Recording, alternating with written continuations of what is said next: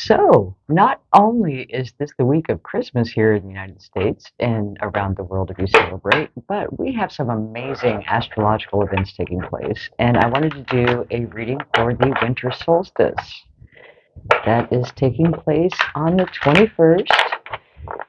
It is amazing energy for new beginnings. We have, I believe it is 5 consecutive new moons at 1 degree of the sign, and one being the new beginning. Um, Coming into the new year, we have the solstice, which is the beginning of a new season, and then the new year, calendar year, right around the corner. Also, Jupiter, the great benefic, has moved into Aries, or will be moving into Aries. So we have Aries being the first sign of the zodiac. So if you're looking to make a change, right now is a good time to do it. We're going to start with a wisdom of the oracle. Let's see what the overall energy is for the solstice. And it is Go the Distance, card number 47.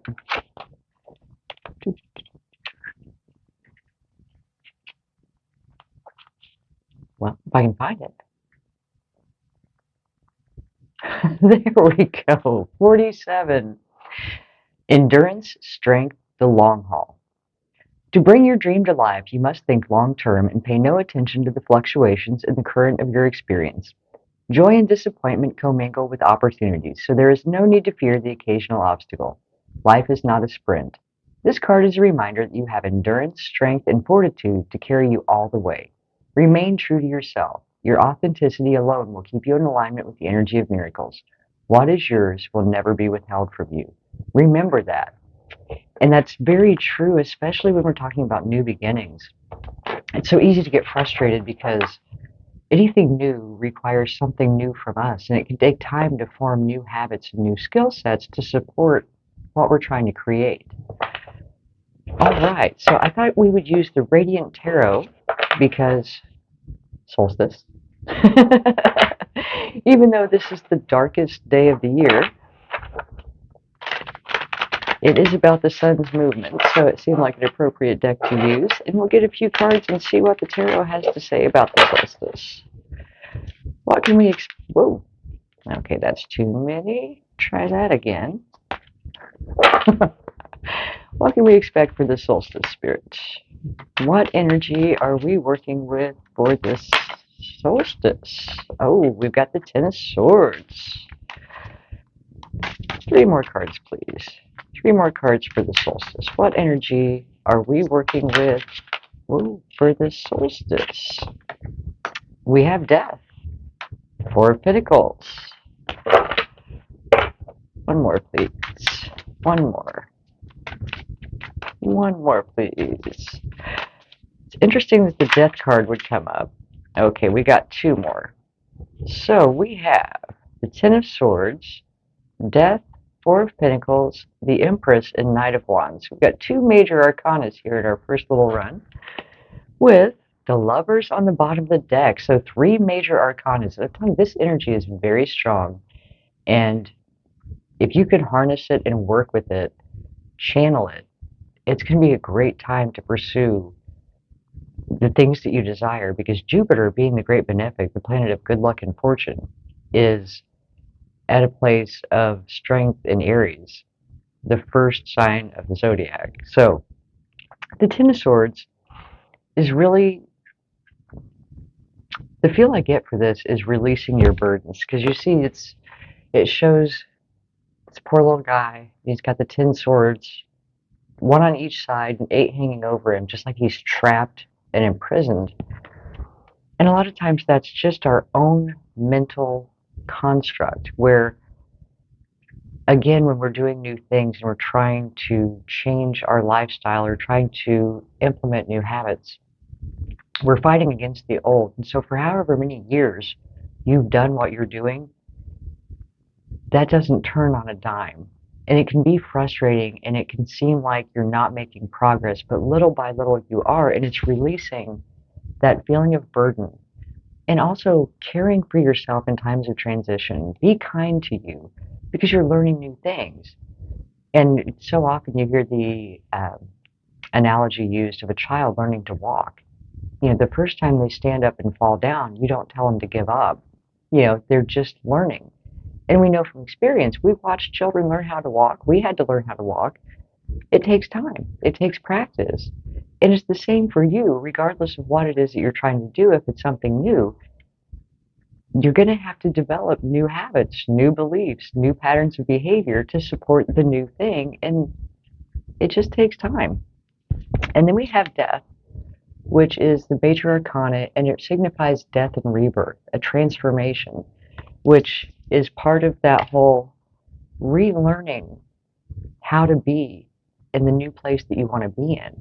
And a powerful way to do that is acting as if, taking on the persona of what you want to embody in your life and just acting as if.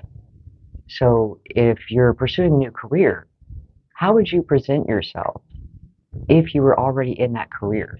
And are there things that you can do, like going to seminars and events and networking online to make connections to learn more about how that would look in your day-to-day life?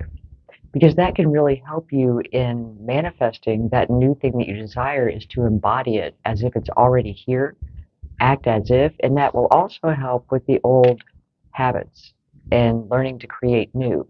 Seeing yourself in a new way so that you're not in that feeling mentally confined about the possibilities. You have the Four of Pentacles. And the Four of Pentacles, it's an earth card. And in the standard tarot, it shows someone clutching their Four of Pentacles. And what I feel like for this card is giving me a vibe of stand your ground. Whatever your dream is, or whatever it is that you're wanting to bring into your reality, hold your ground because it's coming. And also, to be mindful of your resources, using them wisely, not wasting them. And any time that we're going through a transformation in our lives, resources aren't just money. You need to be protective of your energy, of your time, where you put your focus. And that's really the feeling I'm getting off the card is not just financial. Make sure that you make yourself a priority. Set those boundaries and set aside the time for the things that are important to you to make sure that you have the resources you need energetically, emotionally, time to accomplish the things that you want. Make yourself a priority. Because the Empress is our next card, and the Empress is about higher wisdom. It's the feminine, all-knowing, loving, caring, but she's connected to source wisdom, and so it's the feminine energy, receiving, staying open to guidance and wisdom from your higher source, your higher power, whatever it is that you seek out in those moments that you're seeking clarity, whether it be angels, spirit guides, whatever it is that you connect with. Stay open to that. And there's a giant rabbit in the background on this card, and rabbits signify abundance and also speed. So, by staying open to this guidance and following your intuition, trusting your heart, trusting your gut, and you can see, it's interesting, on this particular card, she's just chilling. She is kicked back. She's got some Venus flytraps there, and the feeling I get is like the universe is going to help you achieve what you want. Like the Venus flytraps, they're going to catch what she needs. She's just chilling, but she's still following the guidance of her higher power. And after that, we have the Knight of Wands, and the Knight of Wands can be several things. If you're embodying the Knight of Wands energy, then you're passionately going after this thing that you desire. I'm also getting a caution about going too fast and not being stable, because the Knight of Wands is known to be a fleeting energy. It's not consistent. A lot of times, like in a relationship, love reading, it would be considered like breadcrumbing. And don't breadcrumb yourself, is what I'm getting from this card, in the sense of trying to rush something and not having the stability for it to endure, because this new beginning that we're coming into is about long lasting change, long lasting, enduring results. Because we're transitioning into Capricorn, and that's more the energy of Capricorn, is, you know, creating something significant with a strong foundation. So we then have the Lovers over the Ten of Pentacles. The Lovers being that soul connection, the coming into balance with your higher self, your masculine, feminine. It's also like a soul contract. So this could very well be you stepping into your life mission. And whatever this is that you've been wanting to do, this urge, this change, this transformation that you've been desiring or are in the midst of, you're on the right path. That's the message from Spirit. You're on the right path, because the next card is the Ten of Pentacles. And what's interesting is under that we have the Six of Pentacles. And the Six of Pentacles is equal give and take, equal reciprocity. That's come up a lot energetically in the last few months about, are you getting a return on your investment? And this is in any area of your life. If you're putting a lot of time and energy into something and you're getting nothing back from it, whether it be a job, a relationship, a side hustle, you know, is that the best use of your resources? Because if you're not getting back what you're giving, it's like throwing it into a vacuum.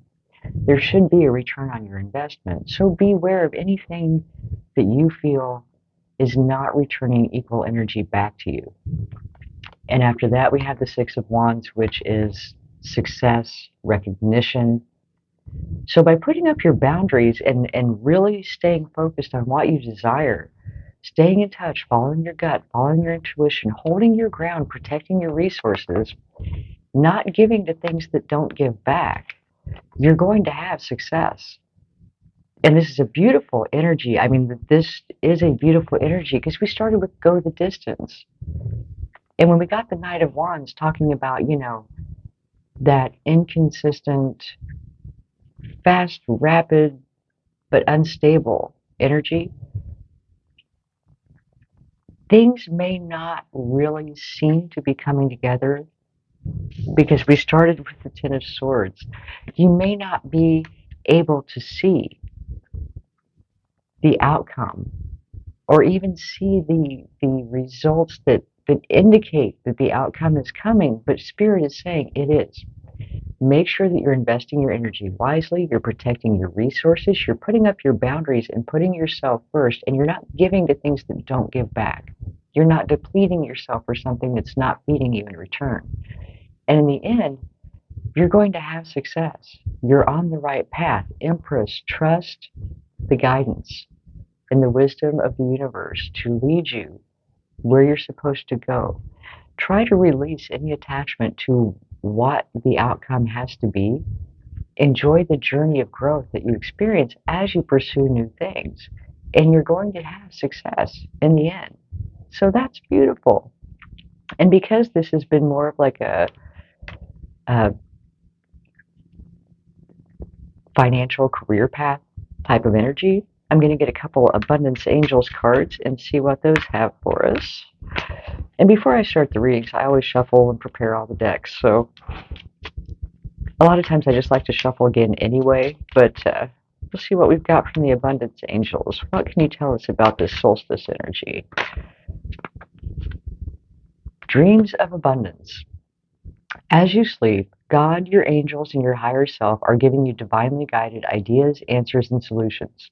Be sure to record your dreams in a journal because they contain valuable insights that will help you manifest your desires into reality. I like that we got this because one of the coaching tips this week was about your dreams and following your dreams and recording your dreams and keeping a journal. That was part of the guidance that day. So clearly, again, with the Empress, the direction is there, the guidance is there. We have to be open Empress, receptive to it, and keep track of what's coming through for us, because that's going to show us a pattern or indicate a direction that we need to go in that's going to help us on our journey. And go the distance. Don't give up, because rapid overnight success rarely happens. And the majority of people work for years developing a skill. And when they finally put it out into the world or try to take it out, there's a whole new set of skills, set of habits, things to learn to make that a success. I saw the other day, I was certified through the Tony Robbins coaching course, but I saw the other day where before Tony became successful, he was down to his last $18. And in a moment of compassion for a little boy, he gave his last $18 to a little boy so he could buy lunch for his mother. So if you think that you're in a bad spot and you don't see a light at the end of the tunnel, know that anyone that looks like an overnight success has also struggled on the journey, and that we're not to give up. And also, even with the boundaries and protecting your resources and things of that nature, we're always reminded to have compassion for others. And that's energy that you can invest that does come back to you. Sometimes when we invest in a situation, if you loan someone money who's in a bad spot, they never repay you. But that always comes back to you from somewhere. So don't give beyond what you're capable of giving while keeping enough for yourself, because you always fill your cup first, and you protect that for you so that you are able to give to others. But just remember that, keep perspective on there's a balance. You still want to be able to have time to interact with other people, enjoy your life, live to your fullest as you're creating this thing, bringing this vision to life, and not get too focused to where your life gets out of balance in the interim. So we will get a Heal Yourself reading card, see what additional advice Spirit has for us for this winter solstice. Additional advice for the solstice, spirits. Sorry, I bumped my microphone if that sounded horrible. Additional guidance for the solstice, please. What is additional guidance for the solstice? That's way too many. Additional guidance for the solstice. Okay, we have cycles, number 6. Interesting. I love to see how the energy always, no matter what deck you use, it always connects, because we're talking about new beginnings and new seasons starting. The solstice is the beginning of the winter season. And it says, life is cyclical. Sometimes things flow, and at other times they slow down. What cycle of your life are you in right now? What is the one area of your life where you need to focus most of your energy? Is it time for you to focus on your family? Do you need alone time to discover your true purpose? Do you yearn to open your heart and love fully, deeply, and passionately? Is this the time for healing and regeneration? Maybe you are completely ready to enthusiastically concentrate on your life purpose and put all your energy and effort into making your dreams a reality. Each cycle you encounter offers you fresh gifts and possibilities to learn and grow. The better you become at identifying the cycle you are in, the more flow and harmony you will experience in the choices you make. And that's really sums up what we've been talking about. And as you go through these new cycles, you learn and you expand, but it takes time. And we have to overcome whatever habits, beliefs, and patterns of behavior we've had up to that point to create the new ones to move forward. Having patience with ourselves while we go through that process, but knowing that Spirit, God, Universe is there to guide us, to bring back to us what we've put in. And it may not come from where you expect it to, but your needs will be met. When you follow your passion and you contribute your best to the people around you, to your community, to your part of the world, Spirit rewards that. So don't give up. Don't beat yourself up. trust in the process and know that these things take time. And because I just love them, I'm going to get a Rebel Deck card. These do have profanity, so I like to give that disclaimer. It's always the last card I do in the reading. Let's see what our final... Oh, there it is. Don't fucking force it. Allow that shit to come to you. You remember how I mentioned with the Empress card, how she was just laid back and chill? There were like some Venus flytraps around her that were going to grab up what she needed, because the universe, when we follow that guidance, we are co-creating with the universe. And sometimes it's time for us to kind of kick back a little bit and get our hands out of it so the universe can work. So with the Empress and how kickback she was, and the Don't Force It card, the Knight of Wands, I feel like we're just being encouraged now to work on building and creating those new habits within ourselves that will bring success to this transformation that we're going through. Strong boundaries to protect our resources and make sure we have available to us what we need to bring this creation to life, because we got the Ten of Pentacles and the Six of Wands. Abundance, success, recognition. Beautiful things are coming out of this new beginning if you go the distance. I love this reading. This is beautiful energy. Wishing you all an amazing solstice and Christmas season if you celebrate. I thank you so much for joining me. I hope this was helpful. I will talk to you soon. Love and light.